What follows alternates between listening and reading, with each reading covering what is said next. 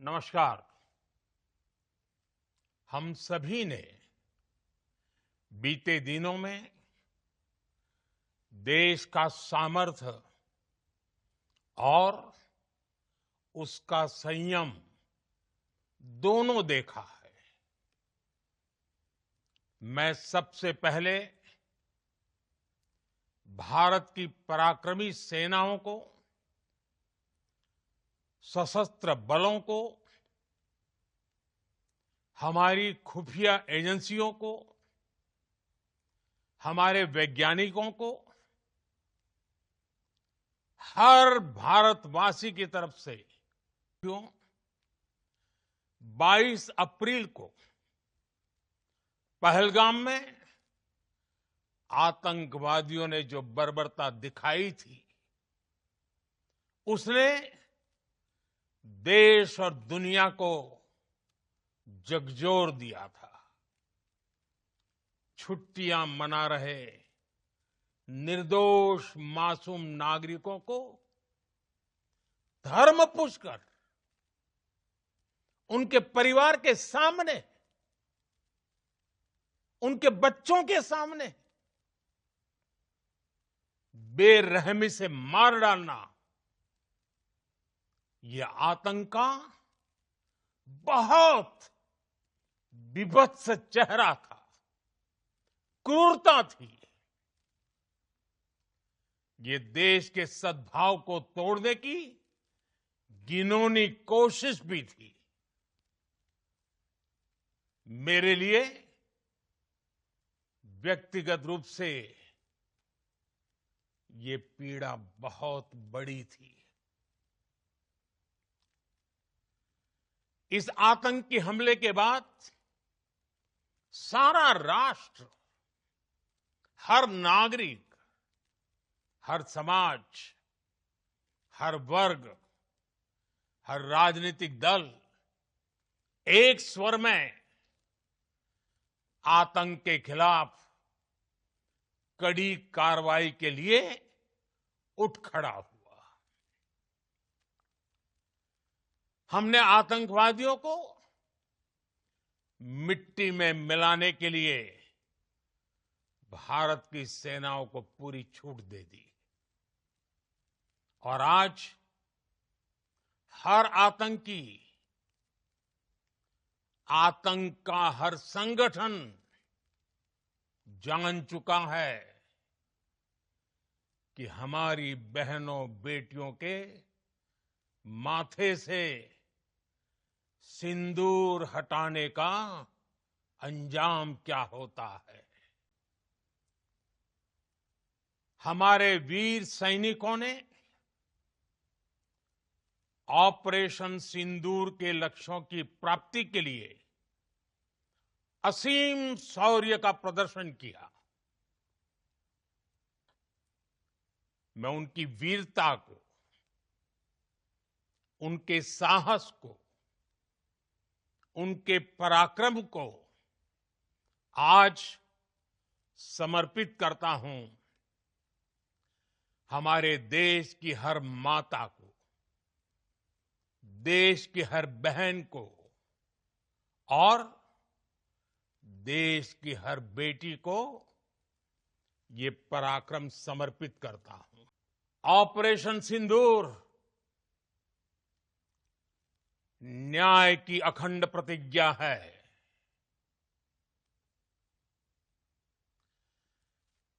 6 मई की देर रात, 7 मई की सुबह पूरी दुनिया ने इस प्रतिज्ञा को परिणाम में बदलते देखा है। भारत की सेनाओं ने पाकिस्तान में आतंक के ठिकानों पर, उनके ट्रेनिंग सेंटर्स पर सटीक प्रहार किया। आतंकियों ने सपने में भी नहीं सोचा था कि भारत इतना बड़ा फैसला ले सकता है। लेकिन जब देश एकजुट होता है, नेशन फर्स्ट की भावना से भरा होता है, राष्ट्र सर्वोपरि होता है, तो फौलादी फैसले लिए जाते हैं, परिणाम लाकर दिखाए जाते हैं। खत्म कर दिया। साथियों, भारत की इस कार्रवाई से पाकिस्तान घोर निराशा में गिर गया था, हताशा में गिर गया था, बौखला गया था। और इसी बौखलाहट में उसने एक और दुस्साहस किया। आतंक पर भारत की कार्रवाई का साथ देने के बजाय पाकिस्तान ने भारत पर ही हमला करना शुरू कर दिया। पाकिस्तान ने हमारे स्कूलों, कॉलेजों को, गुरुद्वारों को, मंदिरों को, सामान्य नागरिकों के घरों को निशाना बनाया। पाकिस्तान ने हमारे सैन्य ठिकानों को निशाना बनाया। लेकिन इसमें भी पाकिस्तान खुद बेनकाब हो गया। दुनिया ने देखा कि कैसे पाकिस्तान के ड्रोन्स, पाकिस्तान की मिसाइलें भारत के सामने तिनके की तरह बिखर गई। भारत के सशक्त एयर डिफेंस सिस्टम ने उन्हें आसमान में ही नष्ट कर दिया। पाकिस्तान की तैयारी सीमा पर वार की थी, लेकिन भारत ने पाकिस्तान के भारत की सेनाओं ने पाकिस्तान में आतंक के ठिकानों पर, उनके ट्रेनिंग सेंटर्स पर सटीक प्रहार किया। आतंकियों ने सपने में भी नहीं सोचा था कि भारत इतना बड़ा फैसला ले सकता है। लेकिन जब देश एकजुट होता है, नेशन फर्स्ट की भावना से भरा होता है, राष्ट्र सर्वोपरि होता है, तो फौलादी फैसले लिए जाते हैं, परिणाम लाकर दिखाए जाते हैं। जब पाकिस्तान में आतंक के अड्डों पर भारत की मिसाइलों ने हमला बोला, भारत के ड्रोन्स ने हमला बोला,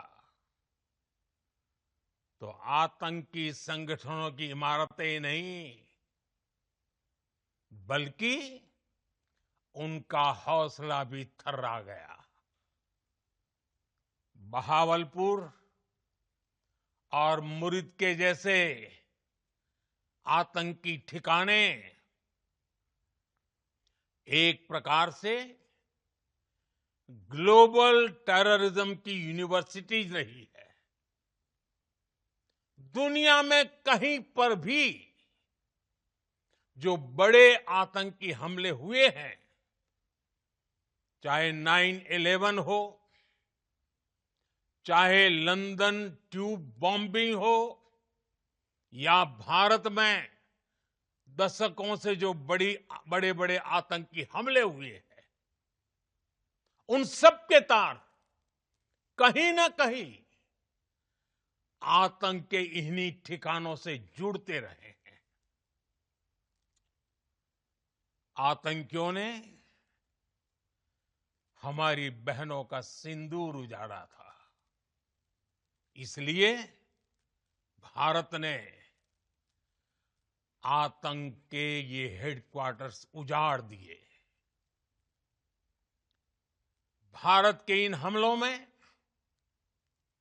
100 से अधिक खूंखार आतंकवादियों को मौत के घाट उतारा गया है। भारत के ड्रोन्स, भारत की मिसाइलों ने सटीकता के साथ हमला किया।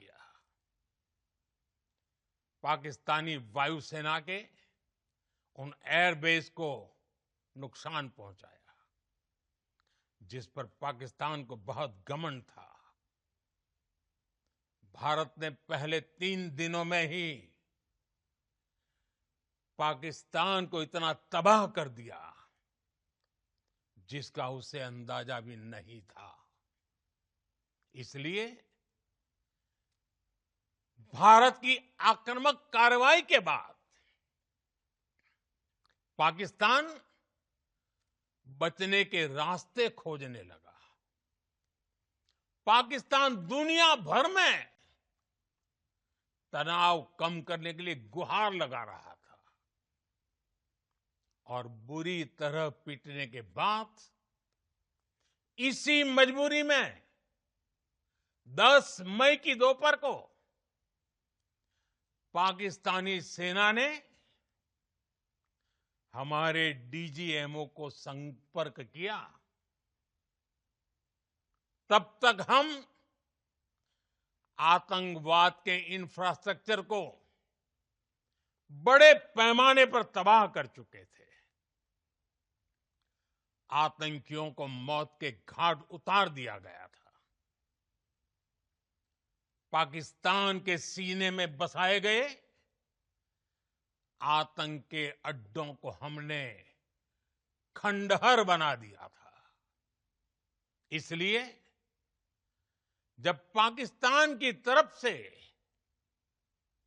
गुहार लगाई गई, पाकिस्तान की तरफ से जब ये कहा गया कि उसकी ओर से आगे कोई आतंकी गतिविधि और सैन्य दुस्साहस नहीं दिखाया जाएगा, तो भारत ने भी उस पर विचार किया।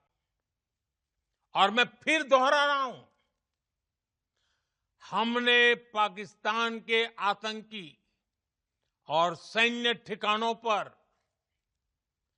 अपनी जवाबी कार्रवाई को अभी सिर्फ स्थगित किया है। आने वाले दिनों में हम पाकिस्तान के हर कदम को इस कसौटी पर मापेंगे कि वो क्या रवैया। भारत का मत एकदम स्पष्ट है। टेरर और टॉक एक साथ नहीं हो सकते। टेरर और ट्रेड एक साथ नहीं चल सकते और पानी और खून भी एक साथ नहीं बह सकता। मैं आज विश्व समुदाय को भी कहूंगा, हमारी घोषित नीति रही है, अगर पाकिस्तान से बात होगी तो टेररिज्म पर ही होगी। अगर पाकिस्तान से बात होगी तो पाक ऑक्युपाइड कश्मीर पीओके उस पर ही होगी। प्रिय देशवासियों, आज बुद्ध पूर्णिमा है। भगवान बुद्ध ने हमें शांति का रास्ता दिखाया है। शांति का मार्ग भी शक्ति से होकर जाता है। मानवता शांति और समृद्धि की तरफ बढ़े, हर भारतीय शांति से जी सके, विकसित भारत के सपने को पूरा कर सके, इसके लिए भारत का शक्तिशाली होना बहुत जरूरी है। और आवश्यकता पड़ने पर इस शक्ति का इस्तेमाल भी जरूरी है। और पिछले कुछ दिनों में भारत ने यही किया है। मैं एक बार फिर भारत की सेना और सशस्त्र बलों को सैल्यूट करता हूं। भारत की तीनों सेनाएं, हमारी एयरफोर्स, हमारी आर्मी और हमारी नेवी, हमारी border security force BSF, Bharat के अर्धसैनिक बल लगातार अलर्ट पर है।